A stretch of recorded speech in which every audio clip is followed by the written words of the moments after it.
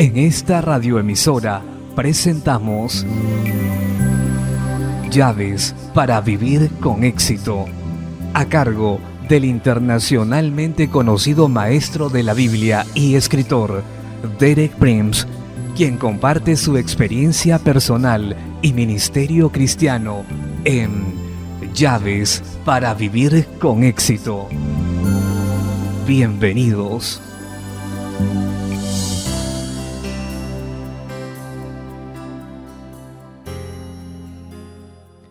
Llaves para vivir con éxito presentan La paternidad, parte 4. Me alegro de estar nuevamente con ustedes. Esta semana estoy compartiendo sobre el tema de la paternidad.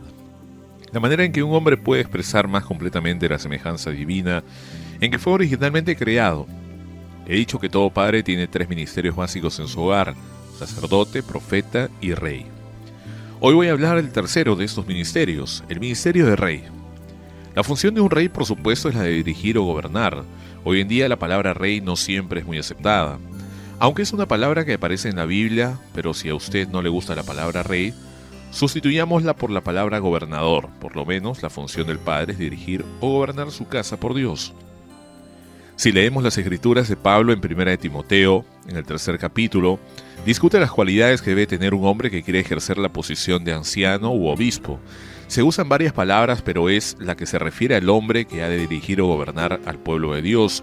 Y tal vez la cualidad más importante, no la menos importante, es la condición del hogar de ese hombre. ¿Cómo funciona ese hombre en su hogar? Eso es lo que Pablo dice en 1 Timoteo capítulo 3, versos 4 y 5. Que gobierne bien su casa, que tenga a sus hijos en sujeción con toda honestidad, pues el que no sabe gobernar su propia casa, ¿cómo cuidará de la iglesia de Dios?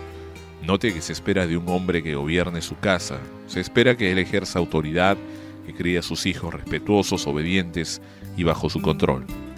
Si un hombre no puede lograr eso en su casa, Pablo indica que no tiene esperanza de obtener éxito como dirigente, gobernador o líder de la iglesia de Dios. La palabra que se usa allí como gobernar en griego significa literalmente estar al frente o a la cabeza de. Contiene varias ideas diferentes pero relacionadas. Me gustaría darle algunas para entenderla. Gobernar, dirigir, estar a la cabeza, proteger, controlar, esencialmente significa que el padre es la cabeza de su hogar, que está al frente, que da el ejemplo, que se interpone entre su familia y todos los peligros y presiones de la vida. Significa en realidad que es un hombre. Tiene lo que se necesita, tiene agallas. Se necesitan agallas para ser hombre y para ser padre. Pablo dice que el liderazgo exitoso en el hogar es esencial para el liderazgo en la iglesia. Hay una razón muy fuerte para esto. El hogar en realidad es la iglesia en miniatura. En microcosmos o embrional hay 3 elementos básicos en la iglesia: el pastor, el diácono o el ayudador, la congregación o el rebaño. Esos corresponden a los 3 elementos básicos en el hogar. En el hogar el padre tiene una responsabilidad de pastor. La esposa, de acuerdo con las escrituras, es la ayudadora, creada para ayudar a su esposo, el ayudador o el diácono. Los hijos son la congregación o rebaño, así que Dios ha puesto en la familia todos los elementos básicos que componen una iglesia del Nuevo Testamento. Y Dios dice en efecto al padre de la familia: si tienes éxito en tu pequeña iglesia, la que te he encomendado en tu propio hogar, entonces calificarás para un ascenso en la iglesia de Dios. También diré, de manera de observación y experiencia, usted puede reunir una gran congregación de personas que asisten a la iglesia, pero en última instancia, una congregación no es más fuerte que las familias que la componen. Si la familia no está conforme, la iglesia no puede estar en orden. Como ejemplo, con un padre que aceptó y cumplió con su responsabilidad de dirigir y ordenar o ser rey de su casa, quiero referirme ahora a Abraham. Hay un pasaje muy significativo en Génesis capítulo 18. Dios habla de Abraham y, entre otras cosas, revela por qué él escogió a Abraham para que fuera la cabeza de la nueva nación que traería redención a toda la humanidad. No sé si usted se ha preguntado por qué escogió Dios a Abraham.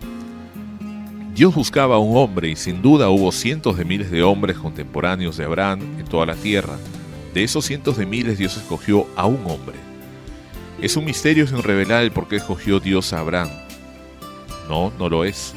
Porque Dios mismo nos dice por qué escogió a ese hombre Abraham, para que fuera la cabeza de esta nueva raza, en que la salvación de las demás razas iba a depender. Voy a leer Génesis 18, versos 17, 18 y 19. Y Jehová dijo: encubriré yo a Abraham lo que voy a hacer, habiendo de ser Abraham una nación grande y fuerte, y habiendo de ser benditas en él todas las naciones de la tierra. Porque yo sé que mandará a sus hijos y a su casa después de sí, que guarden el camino de Jehová, haciendo justicia y juicio, para que haga venir Jehová sobre Abraham lo que ha hablado acerca de él. Déjeme enfatizar ciertas verdades muy importantes en estos versículos. Primero, veamos el significado del nombre de Abraham.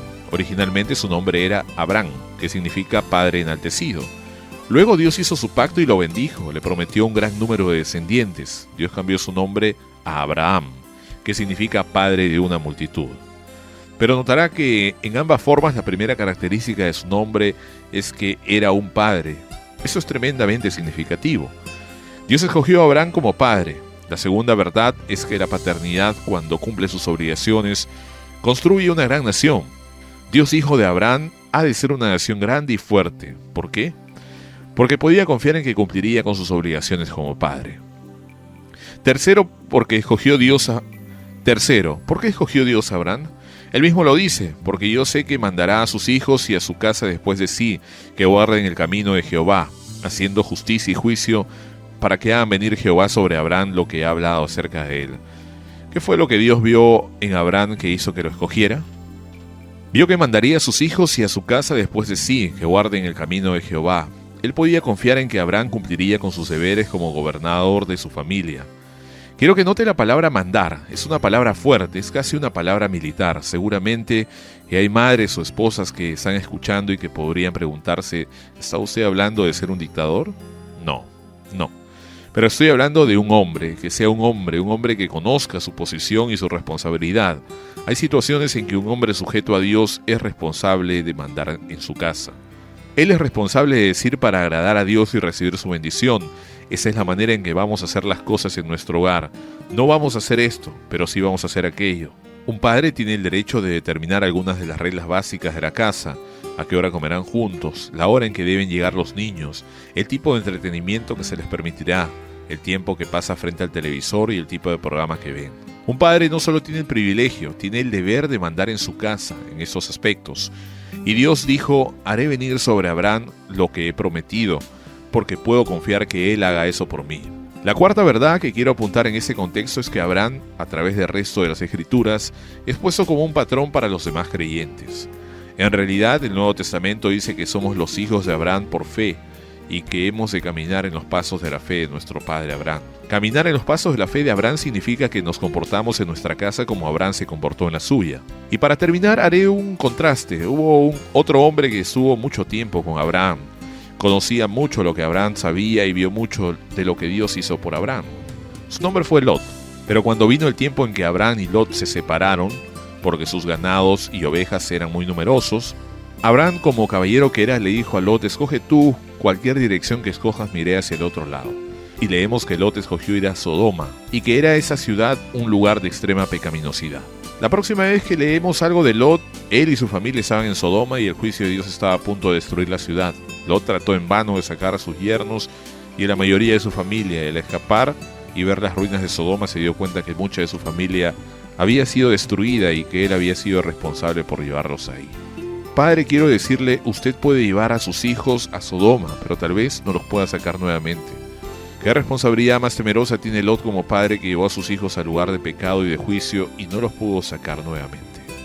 Nuestro tiempo por hoy ha terminado. Regresaré mañana a la misma hora para mi charla final sobre la paternidad. El tema será: ¿por qué fracasan los padres?